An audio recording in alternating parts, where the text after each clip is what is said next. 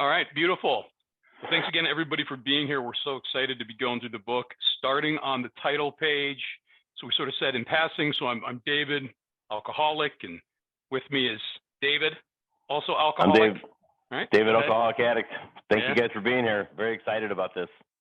So if you forget either of our names, just say David and you'll be right. So we're going to start on the title page. So I've got a 4th edition here, which means no circle and triangle image, right? But it's going to look like this. If you don't have a book at all, like if you don't have a paper book, hard or soft copy, or on your phone or anything, you can go to aa.org. There's a free PDF version on there. It's identical to what we're going to be going through. It's got all the Roman numeral sections and everything. So if you don't have a physical or electronic book, jump to aa.org, and then I think it's under resources, literature, and it says the big book. Real easy to get to. So we're going to assume everybody's has got a book and is ready to go. So we're going to start right on this title page, guys. Okay, big, bold letters. Alcoholics Anonymous. The story of how many thousands of men and women have recovered from alcoholism. This is the 4th edition, published by Alcoholics Anonymous World Services, Inc., New York City in 2001. So Alcoholics Anonymous, a title, right at the top of the page. This is Alcoholics Anonymous, right here. You know, I come in Alcoholics Anonymous, and I went to meetings of Alcoholics Anonymous. I did not know the difference between the big book and what meetings were until someone took the time to qualify me and introduce me to the text. And yes, this is a textbook meant to be read and studied. I thought it was read to be like a novel. If I had a Grisham novel, I'd say to David, I'd say, hey, read this novel. It's a wonderful book. You should read this. And he'd read it once and I'd read it once. That's not what the big book of Alcoholics Anonymous is for me. It is to study intensely with someone that has facts about themselves, so I can have an understanding of how they recovered from the seemingly hopeless illness of threefold illness. So when they use the word recovered, first promise in the big book of Alcoholics Anonymous, right there on the title page, recovered. Yeah, I'm going to resist from going on too big a soapbox too early in the study, but I'll just underscore a couple of things that David said because they're so fundamental and they're so frequently overstepped or not even mentioned when we're getting together in meetings. Right? The name of the book, right? Alcoholics Anonymous. The name of our fellowship, Alcoholics Anonymous. But the name of the fellowship was based on the book. This was the sum total of the experience of the first 100. My understanding, it was really 77. We're talking about rounding numbers up, right? Bill being a sales guy, as we're going to study about later, rounded up to 100 people. Why? Sounded like a good number, right? So this was the sum total experience of what they had come to understand about the problem of alcoholism, the solution from alcoholism, and how they got from the problem to the solution, okay? And recovered. Am I still in a program of recovery? Absolutely. Am I still recovering? I am not. I am recovered. And we're going to study this in great depth in the coming weeks and months. But I'm recovered from the hopeless state of mind and body that brought me in here, busted and broken and hopeless. And thank God I came in that condition. And just, a couple other sort of mechanical historical notes, because people tend to really like this, the feedback we've gotten as we go along the way. But we'll get more into it through some of these forwards. I noted this is the 4th edition, so it's the 4th major printing of literature. Now, I'm not a book expert, right? But so these editions are made because there's substantial changes as frequently as now World Services wants to do them. And there's individual printings within each edition. I won't bore you guys with much more beyond that. But it's also important to note that, so it's published by Alcoholics Anonymous World Services, Inc. Right? And I don't want to turn this into sort of a service or concept workshop that I wouldn't be qualified to talk about anyway. But I wanted to find just sort of a simple way to explain exactly what is World Service. So I went to the service manual that's also available online. So AAWS, otherwise known as Alcoholics Anonymous World Services, Inc., is one of the 2 operating corporations of the General Service Board. It oversees the operations of the General Service Office and serves as the publishing company for conference-approved and service literature. So to have a very basic understanding, especially those of you here in the United States, you know, everybody's got to own something, right? So the corporate entity that exists to own the copyrights, the trademarks, everything, all the intellectual property it's called, is Alcoholics Anonymous World Services. And it's responsible for owning and then publishing all of this literature, okay? Is that information going to help get you and keep you sober? No, but I think it's always good to understand where we came from and how we continue to exist today. I did want to bring it back to some definitions. First, starting off with alcoholics. A diseased condition caused by the excess use of alcoholic liquors. Sam, And where are you pulling these definitions from for the benefit of the group? yes, by the way, I am getting these definitions from the 1938 Webster Students Dictionary to kind of explain some of these words that are, we probably know the definition today, but might not know the definition of how it was used back in the day. So that was what they meant by alcoholism back in the day. And then also anonymous, unrevealed origin, authorship, or name. And then I wanted to go into the little thing here. It says the story of how many thousands of men and women have recovered to get the better of as a state of mind from alcoholism. So that's all I got. Thanks, Sam. Thank you, Sam. So if you flip to the next page, there's more of this stuff that we've all read like a million times in a million different books, and none of it makes any sense. So again, I'm not going to give everybody a course on how books really work, because again, I won't do a good job of that, but I just want to point out a few things because I think it helps give us a little bit of historical context. So it says at the top of the page, copyright 1939, 1955, 1976, 2001 by Alcoholics Anonymous World Services, Inc., all rights reserved. As we're going to learn when we get into the forwards here shortly, those are the 4 years that the 4 editions of the Big Book were published. So the first Big Book edition 1 was published there in 1939, second edition 1955, third in 1976, and then most recent 4th edition 22 years ago now in 2001, again by that corporation that I mentioned a moment ago. The 4th edition, it goes on to say new and revised 2001. This particular book I've got is the 19th printing from 2006. Doubt that is significant. Soft cover portable edition, first published in 1986. So prior to 1986, if you had a big book, it's a big, heavy, expensive hardcover, right? Now we're spoiled with these nice soft covers and the mini soft covers as well. Goes on to say personal stories on pages 407, 476, 494, 531, and 553 are copyrighted by the AA Grapevine Inc., which is the second operating company, okay, in addition to World Services, and are reprinted here with their permission. So again, this all gets into who owns what and how different arms of the corporations can access this information. This is the one thing I wanted to highlight here, though, on this page. This is AA general service conference approved literature. I wanted to just highlight this for a moment as well, because a lot of times we talk about in meetings, what is the right kind of literature to be read in an AA meeting? What is the right kind of literature to be used in a group setting, in a sponsorship setting? Okay? And I don't have all those answers, you know, but I do think it's important to understand the concept of what it means for something to be conference approved. So I got this as well from the service manual. And there's tons of information on the entire conference approval process. I'm going to give this to you guys a real high level, just so you can have an appreciation for how difficult it is for the conference to get anything approved, okay, and what that means. So it says the conference approval process, the addition of a new book or pamphlet is not approached lightly. Here's an outline of the process. Usually, the need is well researched by conference and trustees committees. They call these ad hoc committees, which move the idea forward. If the need does not appear to be urgent or broad enough to justify new publication, project is abandoned or deferred. If the need is clear, work is started. From the first draft to the last, committee and staff members, and occasionally a broadly representative special panel, are free to criticize and suggest, underlining what they feel will best express the AA point of view. This process takes time, months, or even years. Somebody on here more knowledgeable than me will probably be able to tell us how long it took for them to make that recent change to the preamble from men and women to people. My understanding, many, many years. as a small example.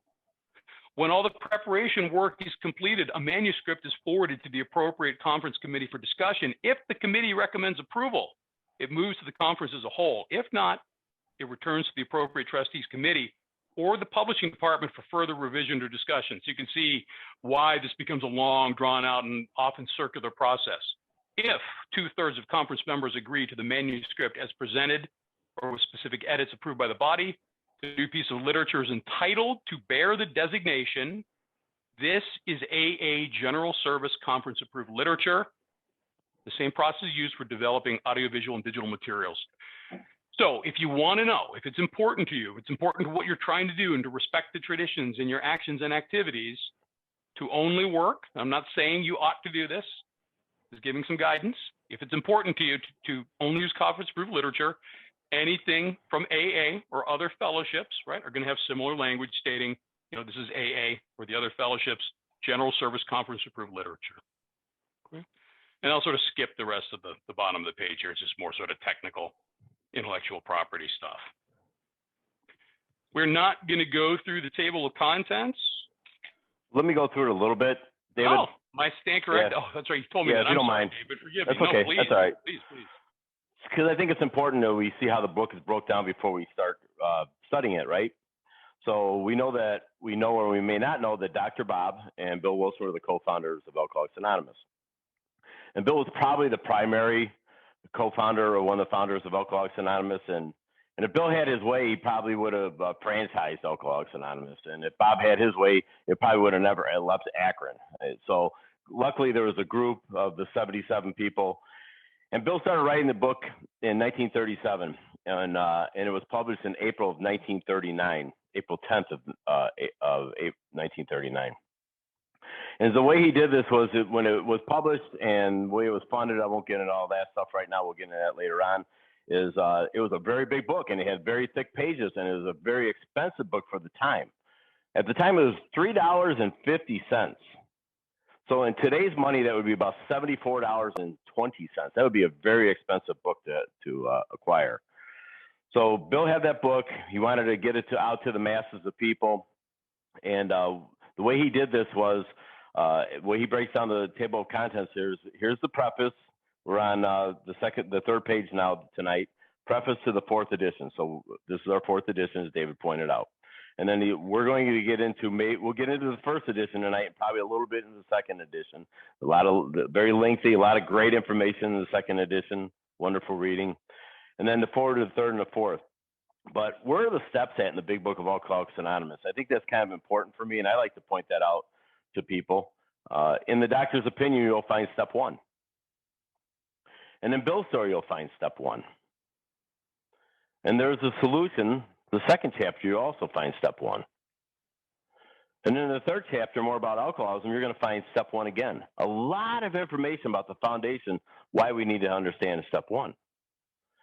And then the chapter 2, We Agnostics, chapter 4, step 2. And then how it works. My favorite, when I came in Alcoholics Anonymous, I just wanted to read that chapter first because I just want to know how it works without any knowledge to back that up or without a sponsor to help me with that. It doesn't do me any good. Steps 3 and 4 are listed in there. And then here's this chapter, Into Action. We go through steps 5 through 11, a lot of steps in one chapter. Then we have a chapter 7 dedicated justly to step 12, working with others, a good blueprint on how to sponsor people, although, by the way, it doesn't say the word sponsor in the big book of Alcoholics Anonymous. And then the chapter 2, Wives. What a great place to practice these principles in all my affairs, as well as the next chapter, Family Afterwards, and the employers. Those are the 3 hardest places for me to practice these principles behind closed doors. So why wouldn't that be the place where I need to work at the hardest and be connected and have access to that power? And then a vision for you, the last chapter in the book, chapter 11, principles in our fellowship and in our communities, how to practice these principles in our fellowship and our communities. So what we're looking at here is steps 1 through 3 for me is the relationship with power. Steps 4 through 7 is relationship with self. And steps 8 and 9 are relationships with others. And then 10, 11, and 12 is our way of life. To stay aligned with that power. This is such an amazing book, divinely inspired, no doubt, with a lot of people who are placed in Bill's path. I am not taking anything away from Bill. He is a wizard. The words in this book are purposeful. I mean, we're going to go through this and we'll miss a whole bunch of stuff. I get to study with Howard and Kathy on Sundays, and he does a wonderful job and has really made me enhance what I want to learn more and more about this book. But this is a lifelong process for me to continue learning. And I'll say this last. I want to learn continually. I want to be a student. I want to be a practitioner of these steps in my life so then I could be a better teacher. Yeah, and we will try to, again, not get too soapboxy as we dispel many of the myths that we hear in meetings that really have nothing to do with our program recovery. And one of them is, like David said, I always want to remain a student. But if we're all students, who's doing the teaching? We've got to be teachers in recovery as well. Equal measures. So that table of contents spans, let's see, we're in the Roman numeral section. As I look around the room, I see lots of gray hairs like me. So you guys are not going to be confused as we dwell in the Roman numerals here. The young people like Sam, they don't get educated on these in school anymore. So we are in the Roman numerals. Those table of contents are from V, which is Roman numeral 5, through X, which is Roman numeral 10. So now we're on Roman numeral XI, which is 11. This is the preface. Yeah, I don't see any confused old people here, right? Just like me. All right. So the preface. This is the 4th edition of the book, Alcoholics Anonymous. The first edition appeared in April 1939, and in the following 16 years, more than 300,000 copies went into circulation. The second edition, published in 1955, reached a total of more than 1,150,500 copies. The third edition, which came off press in 1976, achieved a circulation of 11,698,000. Sam, no words from that either? Okay. So this is pretty cut and dry information. But everybody think about this for a second. There was somewhere between 77 and 100 recovered members of Alcoholics Anonymous when they published this book in 1939. The effort to write it began in 1937. It was mostly written by Bill, and as we get further in, we'll let you know those exceptions here and there. But Bill wrote most of the book. At the time it was published in 1939, Bill had been recovered for 4 years. He'd been physically sober and recovered from his powerless state of mind and body for 4 years.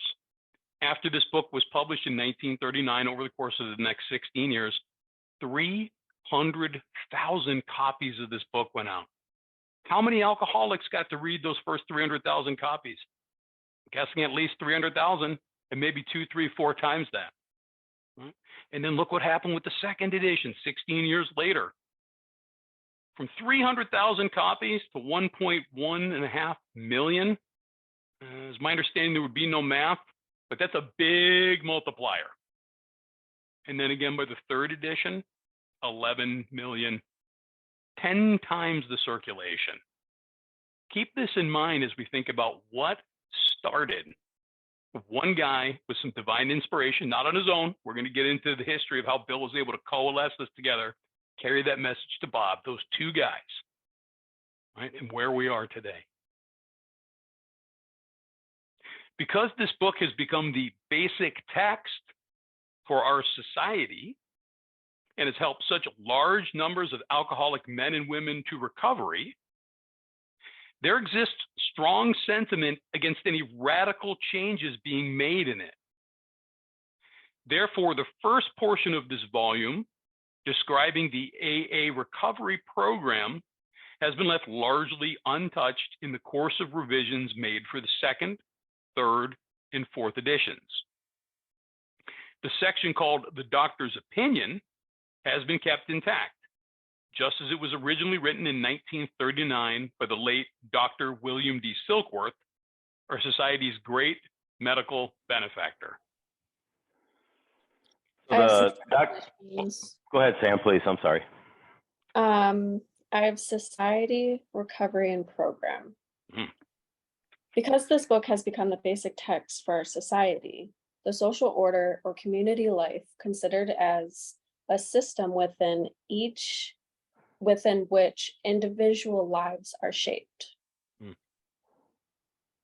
And has helped such large numbers of alcoholic men and women to recovery, restoration from sickness. There exists a strong sentiment against any radical changes being made in it. Therefore, the first portion of this volume describing the AA recovery program, a brief outline of the order pursued or the subjects embraced, has left largely untouched in the course of revisions made for the second, third, and fourth editions. Thank you, Sam. Thank you, Sam. Thank you. So in the first edition, the Doctor's Opinion was the first chapter. And then Bill took that out and put it in the Roman numerals. Still so vital to read. As a matter of fact, whenever we do treatment centers, and we do a couple of them a month, we always start in the Doctor's Opinion. So very vital to know that, because Bill believed that this book was written by alcoholics for alcoholics, and that's fine. But it's been mainly untouched. The Dr. Silkworth, there's all kinds of stuff that we'll get into when we get into his writings, in the Doctor's Opinion. But until then, I hope this book never changes for my grandchildren and my great-grandchildren, for your great-grandchildren and your grandchildren, because this works 100% of the time. We'll get into why it works over the next 2 or 3 years. Yeah. The second edition added the appendices, the 12 traditions, and the directions for getting in touch with AA. So just pausing here. Some pretty critical resources we take for granted today weren't there for the first 16 years in the first edition, all those printings. But the chief change was in the section of personal stories, which was expanded to reflect the fellowship's growth. Bill's story, Dr. Bob's nightmare, and one other personal history from the first edition were retained intact. 3 were edited, and one of these was retitled. New versions of 2 stories were written with new titles. 30 completely new stories were added, and the story section was divided into 3 parts under the same headings that are used now. So Bill's story is the first chapter in the big book, right? We read that. We try to read it as we'll get into why. If I drink, think, or feel like Bill. Look at Dr. Bob's way in the back of the book. Very humble guy. Didn't need to be front and center. Harry Tebow told Bill, the ego has an uncanny ability to regenerate itself. And I'm an alcoholic just like that too. That it just wants to be front and center at all times. So Bill's story in the front, Dr. Bob's in the back, Nightmare, both great stories. We'll definitely address Bill's and probably address Dr. Bob's Nightmare at the very end when we're done. And let's move on to the next paragraph, unless you got something, David. In the third edition, Part 1, Pioneers of AA, was left unchanged. 9 of the stories in Part 2, They Stopped in Time, were carried over from the second edition.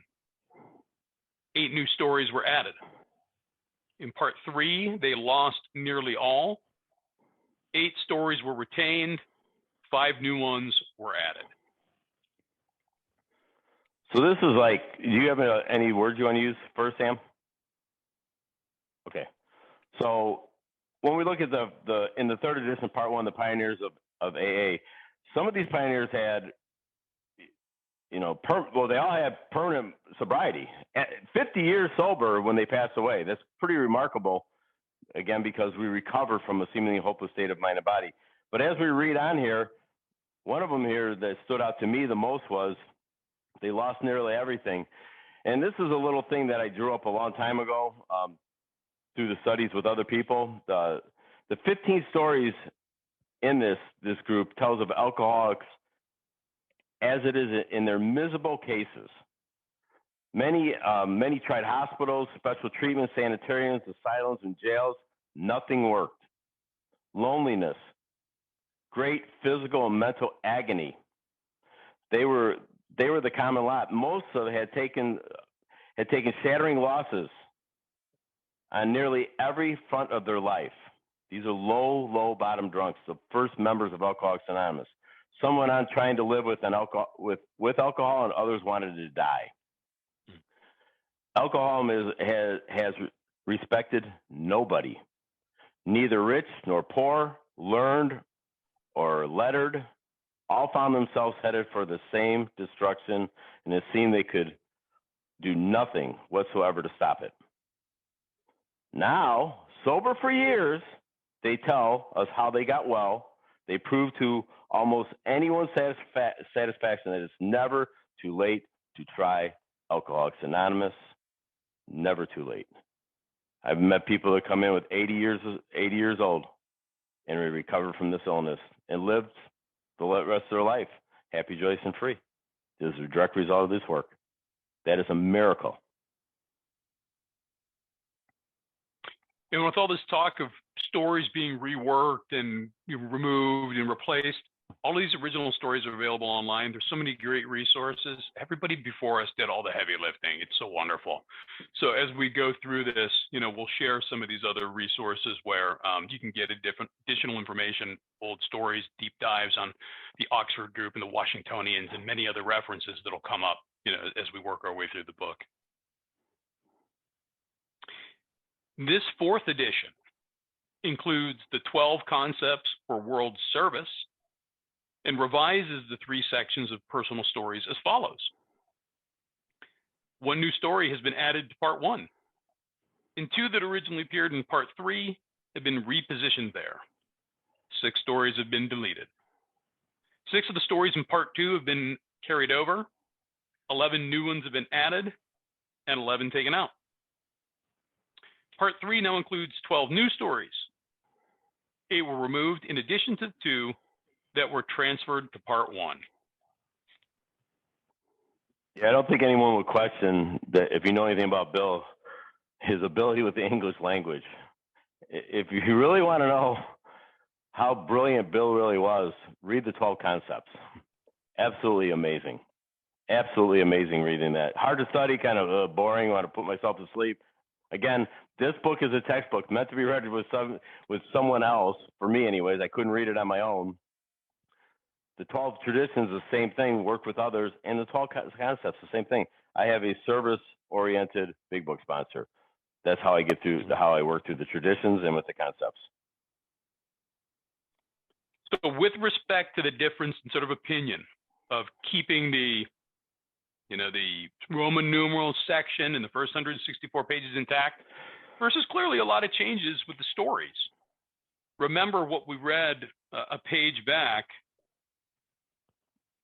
The chief change in the the chief change is in the section personal stories. This was talking about the 2nd edition, but carried to the 3rd and 4th.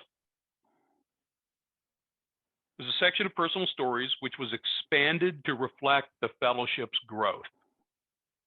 So over the years that we have been around, and the fellowship has grown in volume, but also grown in composition. We talk so frequently about alcoholism being, truly equal opportunity illness, but recovery from it, truly equal opportunity as well. So people of different backgrounds, people of different faiths, people of different ages, people of different abilities, orientations, all of these things.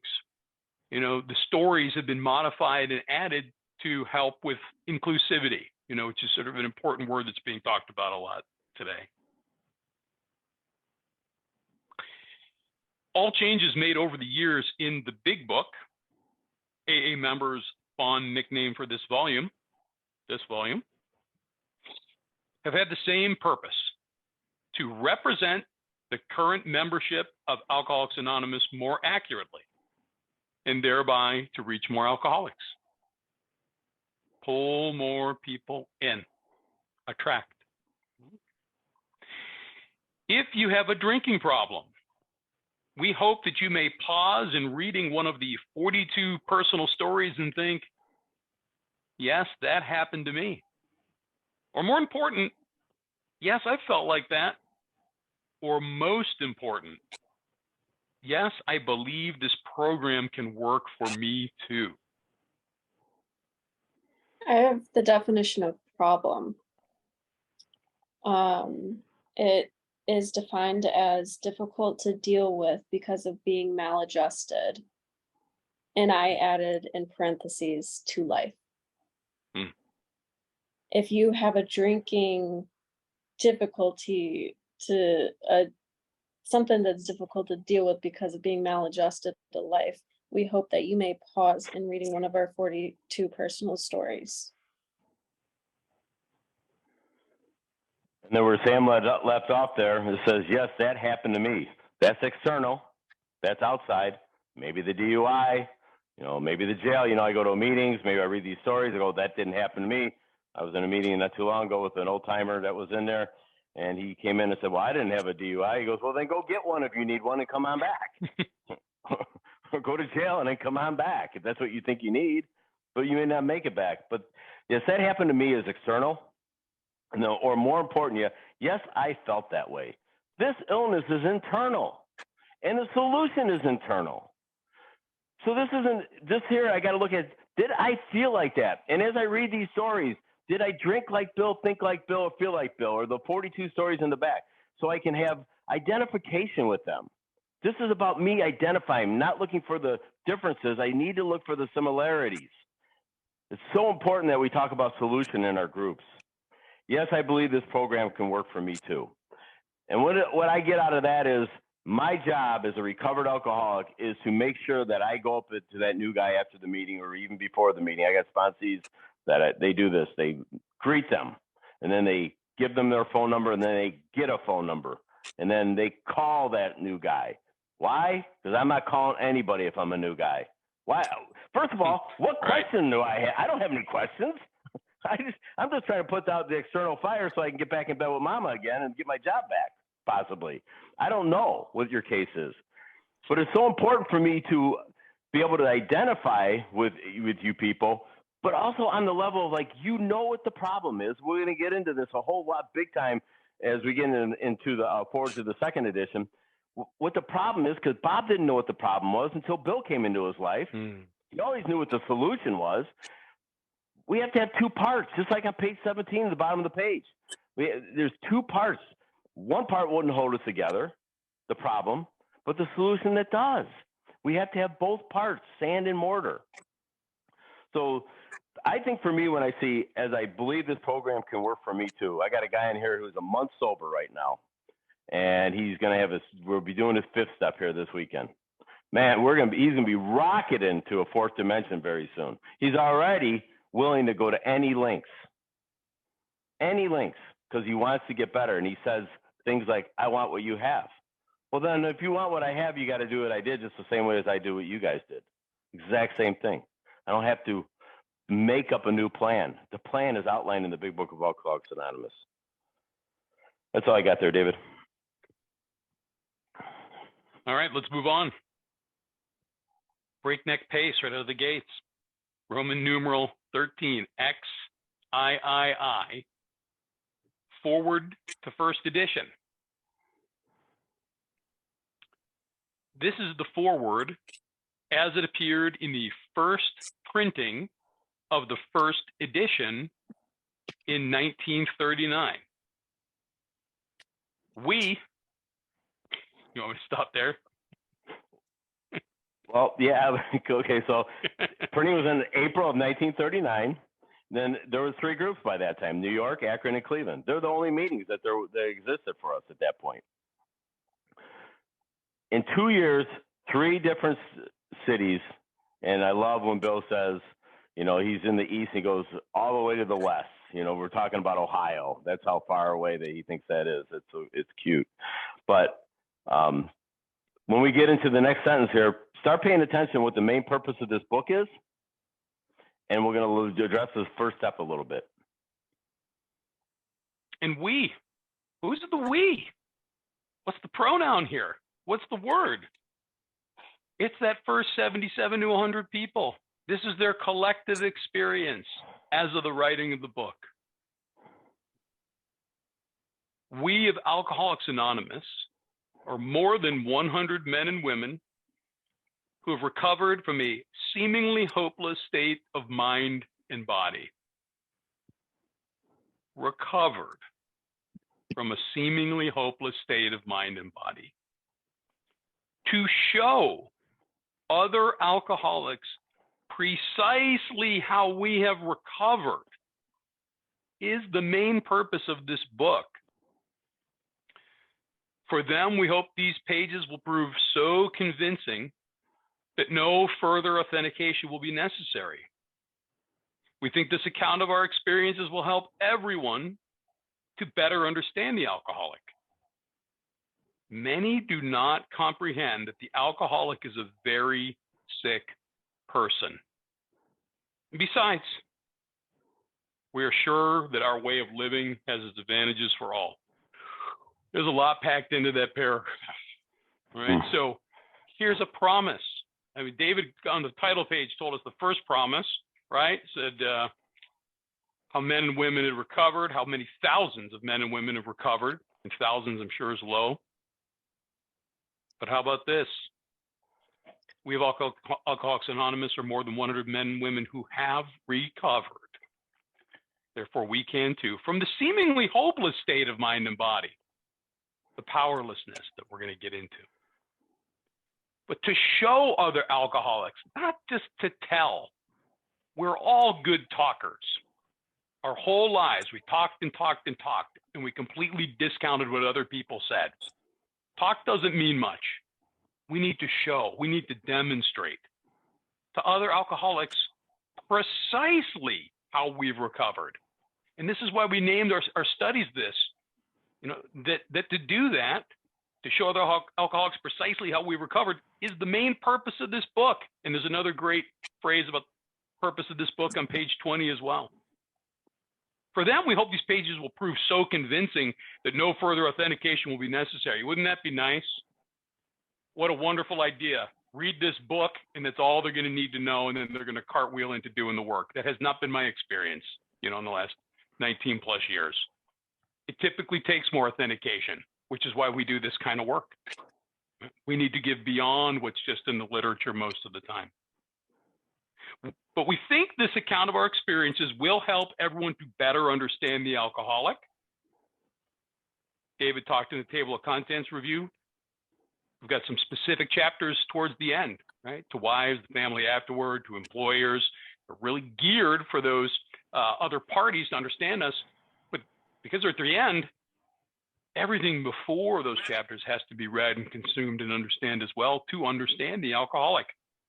Many do not comprehend that the alcoholic is a very sick person.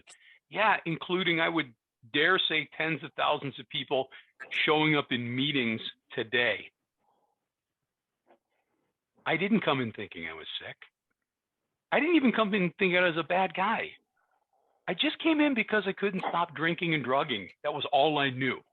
I had no concept of an illness or a disease or any kind of condition. But besides, we're sure that our way of living has its advantages for all.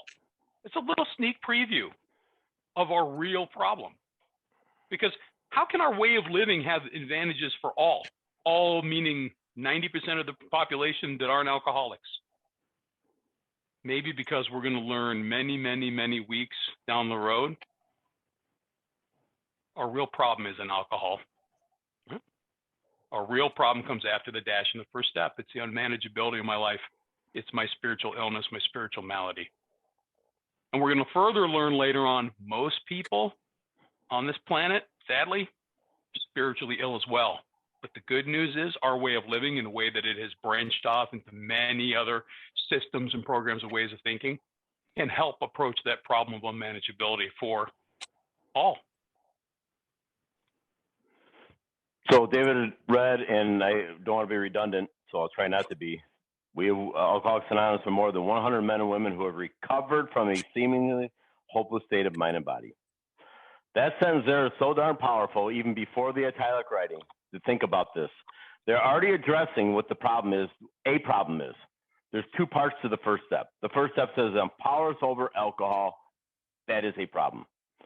The problem is in my life is unmanageable. Let's just address that I have an alcohol problem. What does that mean? We're going to get into that in depth here. But it means to me that once I start drinking, I break out of this craving, this phenomenon of craving. I break out in craving. I can't stop once I start. So I won't, if I don't drink, I can't break out in craving. So abstinence would be the solution for that. But because of the mind, which they're going to address on pages 23 through 43 in this book, that overrides all my good thinking. Without my consent and without my permission, I pick up a drink anyways, in probably the worst case scenarios, and I drink again, and then I break out in a craving again. So they recovered without having to drink. Dr. Bob, up until his death, it was in, I think it was November of 1950, if I'm not mistaken. I don't know. I got it written down somewhere. But he didn't drink. He had one more drink after he met with Bill, and that was it. And he stayed sober until his death in 1950. And then it says to show other alcoholics precisely, italic writing, as Charlie said, pay attention. The squiggly writing is important. Why is squiggly writing so important? Bill's writing this because it was very expensive to put italic writing in the Big Book of Alcoholics Anonymous when it's published. So he's very precise on what he's doing here. He's making it stand out. It's a neon sign. Let's pay attention to what he's writing here. And then the very first time in the book that it's going to address, if we skip down a couple sentences, many do not comprehend that alcoholic is a very sick person. And David addressed that just now, the second half of the first step, that I have this malady, the spiritual malady, spiritual illness. I'm a very sick person. But then it says, and besides, we are sure that our way of living has its advantages for all. Does this mean that this is just for me, my selfish end? No, it does not mean that whatsoever. This is just the beginning when I recover from this thing. And David brought up those 3 chapters in the back book. I'm a father of 5 daughters. I have 2 grandchildren and 1 on the way in a couple weeks. Because of me being sober for a few 24 hours and practicing these principles to the ability that God gives me in all my affairs, they didn't stunt my daughters' opportunities to go on and make careers for themselves. And they all did that. And I'm very, very grateful for that opportunity, that I didn't get in their way. A lot of people that I know did. And I'm not special by any means. I'm not a special alcoholic. I'm just done. I conceded to my innermost self I was an alcoholic, and I continue to do this work. And because of that, other people, there's advantages to all, to the people I work for, to the people I'm neighbors with, to the people I'm in meetings with, for all my friends here. I'm reliable. You can count on me. I try to tell the truth to my best ability today. I have lots and lots of people in my life that care about me, and I care about them. And it's advantages to everybody, this program here. It changes people's lives every single day. This is a true miracle. I jumped the gun. Sam was up first. I went out of order. I'm sorry. Go ahead. Okay, you were following the spirit. That's right. I have precisely, which is strictly following, to show other alcoholics strictly how we have recovered is the main purpose of this book. Thank you. And we're going to bring up, as I said at the onset, so many speakers, all the people came before us, and we've already mentioned Joe and Charlie a couple of times. And I'm assuming many of the people in this group have listened to Joe and Charlie's Big Book Comes Alive. And if you're like us, you probably listened to it 1,000 times. If you've never listened to it, guys, Joe and Charlie's Big Book Comes Alive, Google it. You can find it on Apple Podcasts. You can find all sorts of stuff. They are beyond the gold standard, my personal opinion. So it means nothing. But my personal opinion is, after Bill and Bob, I don't think anybody did more to help with the comprehension of the Big Book than Joe and Charlie, right? And Joe was in the printing business. He talks about this. He talks about how he sat in on many meetings in his job, being in printing, about how a book was supposed to be laid out, how one page breaks into the next, how it was important, to have the different sort of font sizes and italics. And they really stress, guys, we have so many advantages and so many luxuries as we live here in 2023 today. Crazy access to books and online materials and printing and electronic formats. when a book was being published and the decision was made to use italics in 1939, this was a tremendous additional expense. Imagine if every time I got whipped up in one of these meetings and raised my voice, I had to pay extra for it, right? That is what they were doing by using italics. So you'll notice it's pretty sparingly used, and pay strict attention when they do it. And David, is going to continue to give us so many nuggets. It's like, all right, here's our plan. We go in every time we do a workshop. We're not going to go too far ahead. Yeah, right. We can't help ourselves. But David, you shared some of those really good page 1 through 23 and 23 to 43. Will you repeat that for everybody? Because I saw some people were scribbling down those references, and I think it's important. So as we speak about the body, we're going to have the doctor's opinion. And the first 23 pages would be directly about what happens when we put alcohol, drugs, food, sex, whatever your drug of no choice is. And it's fair to say it's not exclusively about that, the doctor's opinion, first 23 pages, but it's largely about this, right? The physical powerlessness. So then of the body, we're going to see in extensive writing about it, 23 through 43. The mind. About the mind. I'm sorry. I was just going to get to that. Yeah. about our mind. So that, as I said before, without my permission, without my consent, I pick up a drink. You guys identify with that? Without my permission, without my consent, I pick up a drink or a drug of no choice. Time check. We got 2 minutes to the hour. Mm-hmm. I think we pause here. There's no sense reading another paragraph, so we won't be able to get into it. And we have any questions that we missed, Summer or Sam, from watching the chat? I did. Oh, go ahead, Sam. Sorry, I just wanted to make a note and say that I did put the definitions from today in the chat for you guys to write down if you needed it. And I think Sam's also going to add those into the WhatsApp group, and she's compiling a fresh Google Doc glossary as we go through this effort. So we'll figure out how to share that at some point as well. But week to week, she'll share all these ongoing.